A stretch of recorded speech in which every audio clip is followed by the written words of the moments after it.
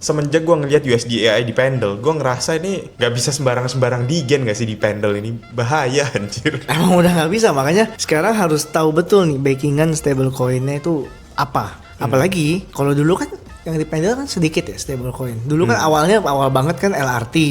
Kemudian karena Ethena rame dengan stablecoin. Sekarang stablecoin ini gila bro, ini ada 20-30 biji, pusing kepala gue.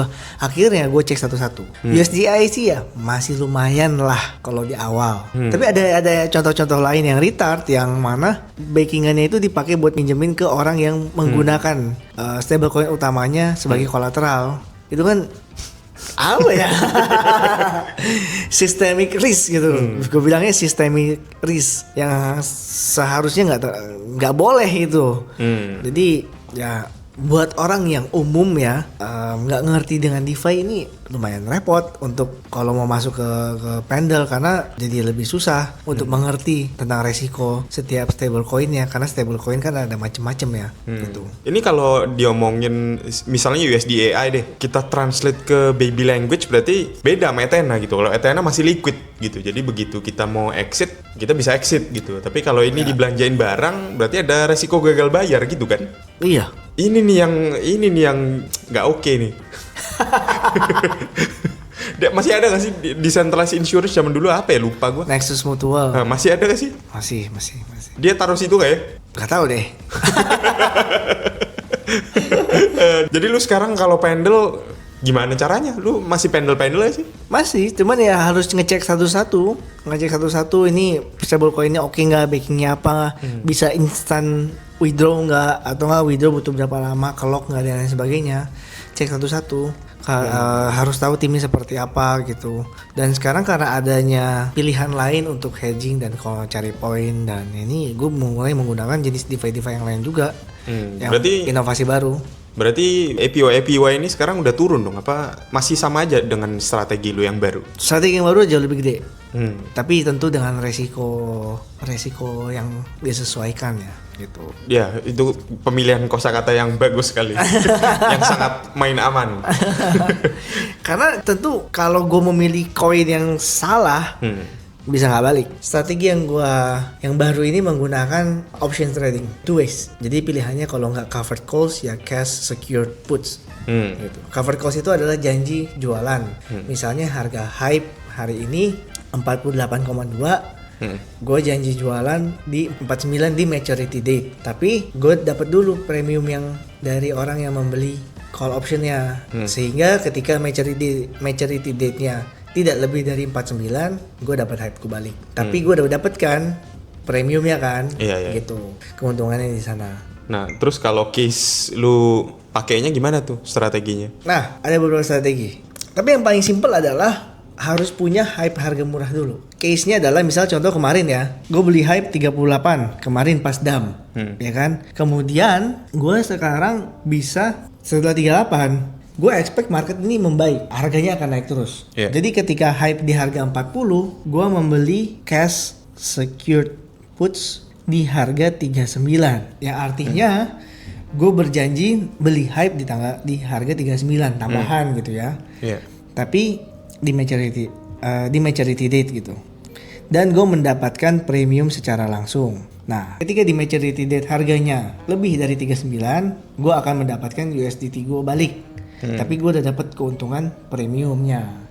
Nah, kalau harganya di bawah 39, gue akan kebeli di harga 39. Apapun yang terjadi. Misal tiba-tiba di maturity date harganya 25 gitu. Berarti rugi. Karena belinya 39 kan? Gitu. Berarti lu bisa ini dong, bisa pasang posisi deket-deket maturity date dong sebenarnya. Bisa kayak sekarang. Kayak sekarang kan dekat maturity date nih. Ya kan? Nih misalnya maturity date-nya kan sekarang kan tanggal 27. Maturity date kan tanggal 31 nih. Kita bisa nih janji beli di berapa misalnya ya? 46,5. Gitu ya. Kita mau beli berapa? $46.500 misalnya, biar gampang ya. Nih, kita dapat $600 premium di depan. Nah, kalau harga hype-nya di bawah 46,5, kita beli 1000 hype. Kalau di bawah kita kalau di atas 46,5 kita dapat USDT-nya balik gitu. Simpel kan? Gitu. Ini 4 hari doang. Jadi setelah 4 hari dapat ini Dengan asumsi dia naik terus, kita dapat USDT-nya balik, kita dapat untung ini langsung gitu. Iya. Kayak gitu. Berarti lu beli yang mana nih?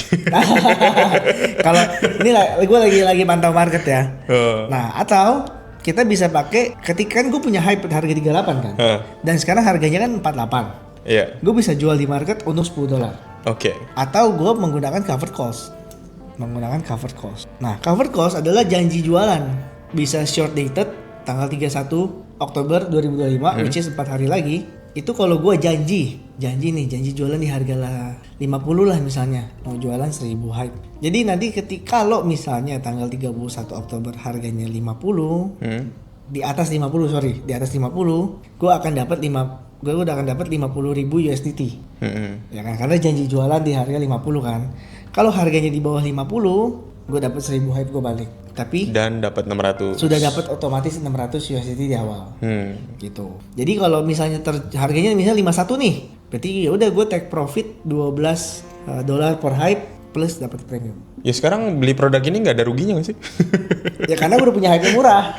Wah, tapi kecil bang ininya apa premiumnya? Karena udah tinggal 4 hari lagi, ya kan. Kalau misalnya yang masih jauh bisa gede. Gue main ginian nih, premium yang udah gue collect 30.000 bro.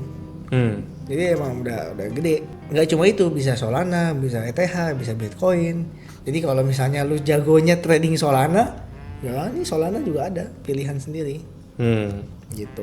Berarti kalau seandainya ada posisi yang nggak sesuai harapan lu nge-short dong. Apa kondisi lu harus pasang posisi sebaliknya atau nge-short? Kalau misalnya harganya udah jauh di atas harga covered calls gua, tapi masih jauh dari maturity. Oh. Jadi kayak nggak secure balik, karena bisa aja cover cost-nya nggak ter-exercise. Bener. Second layer of hedging. Tapi kalau dia pump terus, mati lu. Itu ruginya. Lu harus jual lagi, terus close short-nya gitu. Kan udah makin deket kan?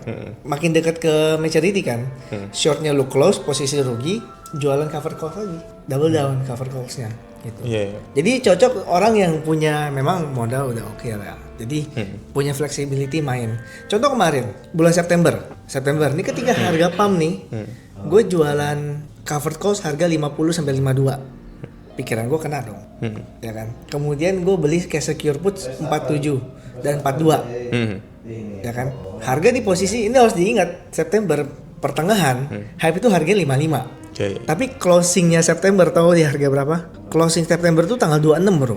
Tanggal 26 closingnya itu di harga 40. Jadi ter-exercise itu. Cash cover calls gue nggak ter-exercise. Dan semua cash secure puts gue ter-exercise 47 dan 42. Ini sebenarnya memang terdengar simple tapi justru membentuk banyak kartel ini. Gawat ini. Sumpah. Sekarang kalau mereka mainin itu dan mereka mainin perpetuals gerakin harga spot.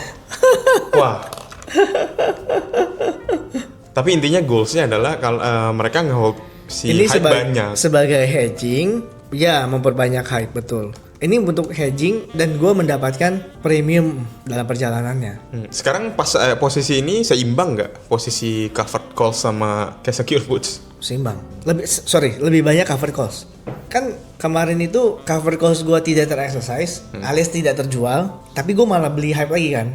Karena gue ada exercise di 42,5 dan 47. Itu ter-exercise tuh dua-duanya gitu. Sehingga gue punya hype lebih banyak, sedangkan USDT-nya berkurang nih dari modal. Nah, sekarang posisinya cash secure gue rasa sih nggak ter-exercise ya, harganya 39 soalnya. Oke, anggaplah sekarang ada retail masih nonton sampai detik ini nih. Berapa persen deh?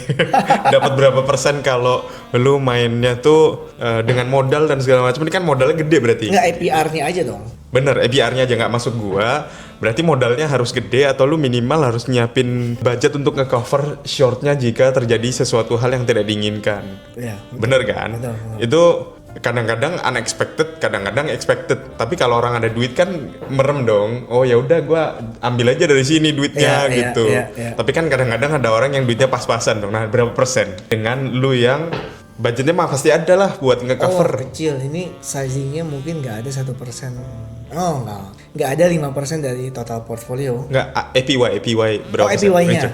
Monthly APR gue 55%. APR berarti year kan? Iya, tapi kan ini Dibagi per bulan. 1 bulan kontraknya. Betul. Oh ini optionnya kontraknya per 1 bulan. 1 bulan. Seru juga. Makanya gue bilang. Dan sekarang dia udah lumayan pinter. Kalau dulu dia kayak 1 bulan cuma ada 1 pilihan tanggal. Kalau sekarang ada 2 pilihan tanggal. Jadi kayak sekarang kita udah bisa beli yang November 28. Ini website apa ya by the way? Risk Finance. Gitu. Gue nggak ada afiliasi by the way. Walaupun foundernya follow gue di Twitter ya, tapi gue nggak kenal mereka. Gue pakai produknya, gue kayak wow, this is menarik gitu.